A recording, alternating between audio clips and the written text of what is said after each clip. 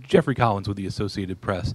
Mr. Suttles, what do you think is, what's the optimum amount of oil that the riser insertion tube should be able to take out, roughly speaking, of the total volume of the leak? Yeah, it's very difficult to know the answer to that. I would say if we could get up as much as half or more of the total flow, so if we could actually see this recovering, say, in excess of 2,000 barrels a day, I think we would all be extraordinarily pleased. But I would tell you I'm very pleased to say that we're already capturing over 1,000 barrels a day. But what's critical here is we not introduce water into the system, because at that point it would probably stop working. So we'll be taking this increase in rate, doing it very, very carefully.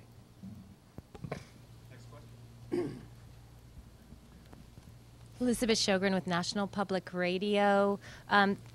There have been some reports about the oil getting into the loop current that flows not far, I guess, from where the leak has been seen. Do you have any confirmation from NOAA or elsewhere that this is happening? And if so, what are your concerns related to that? We are working very carefully with NOAA, and we know that the oil has not entered the loop current at this time. There might be some leading edge sheen that's getting closer to the loop current, but it isn't. This spill has not entered the loop current.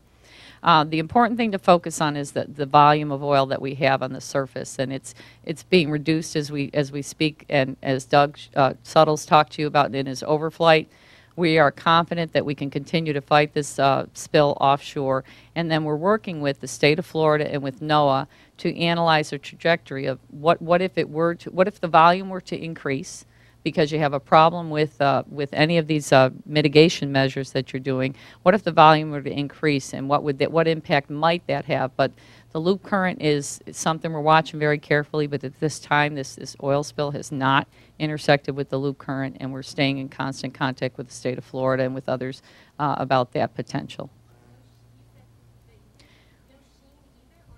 Leading edge sheen is getting close but has not been picked up by the loop current yet, and we're monitoring it very carefully. The leading edge sheen of the spill has not entered the loop current even. Now, we will watch very carefully for any volumes of oil, but the larger volume of oil near the wellhead is several miles from this loop current. Any other questions from the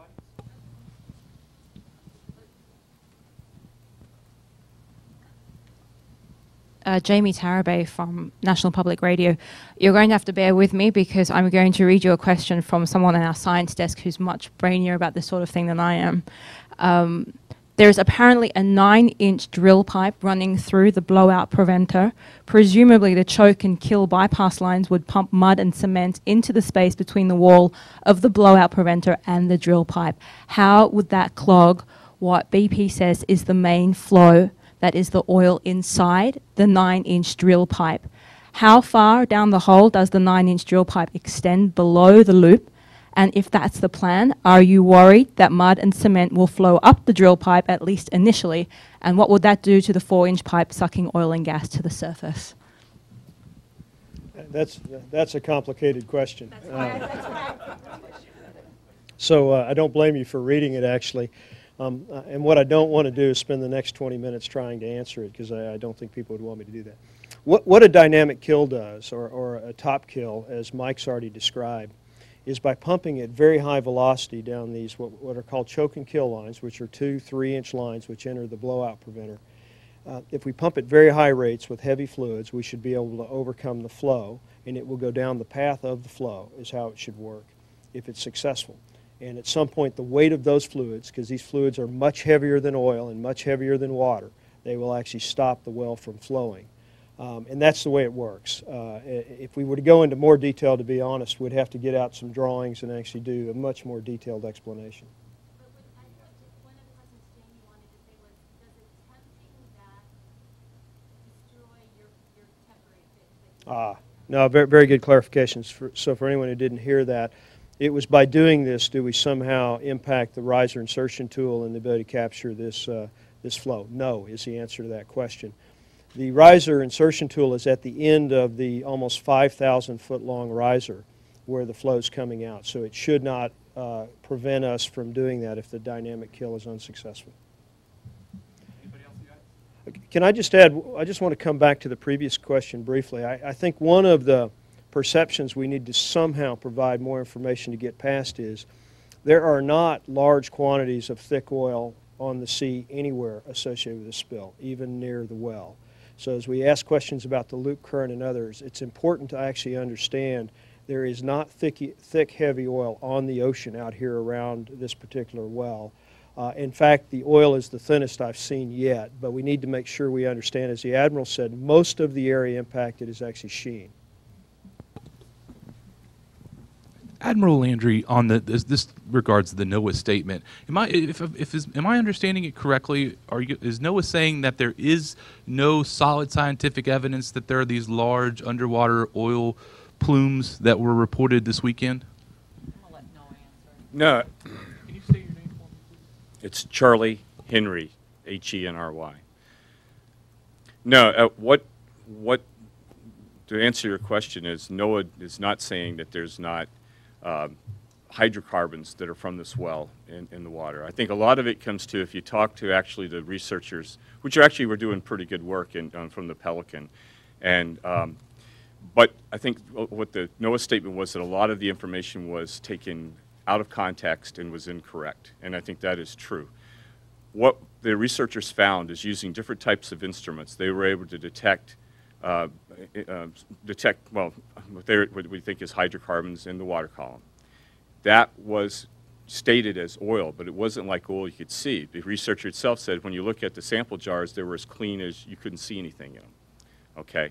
That information has not been analyzed. None of the quantitative analysis has been done on that. We don't even know what for sure is in those samples.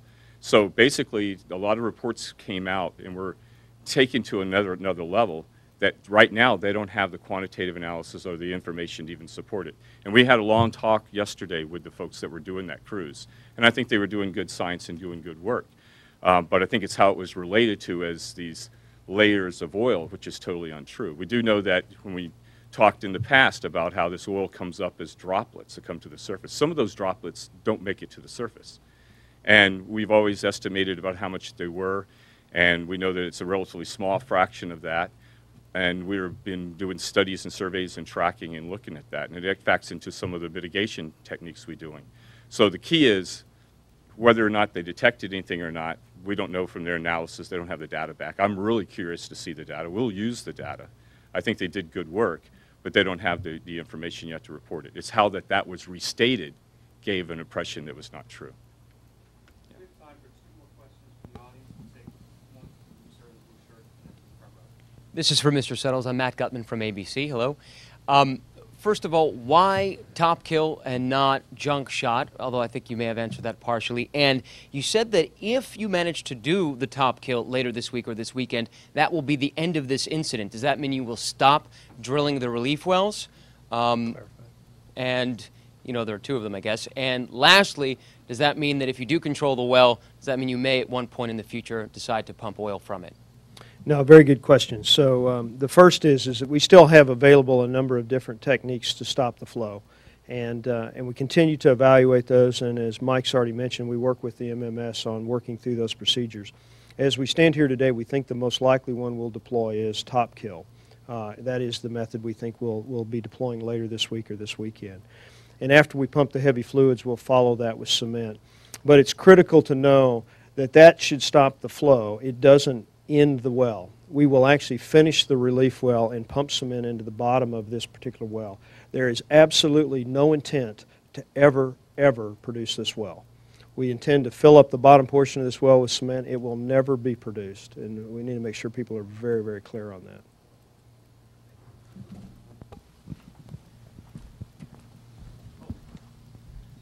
The first part, why not junk shot? Oh, I'm sorry. Yes. What we're trying to do is the principle we've talked about since the beginning was actually making sure we took no action which could make it worse or denies us other opportunities in the future. And we actually, if we try top kill and it's unsuccessful, we can always try junk shot after that. But there are certain risks with junk shot which actually might deny us the opportunity for other options. So that's why we're headed the direction we are just now. But I'd stress here, the final decision hasn't been made, and we'll be using the best experts inside of BP and the MMS and other government agencies when we finally make that final call. But that's the view as we stand here right now.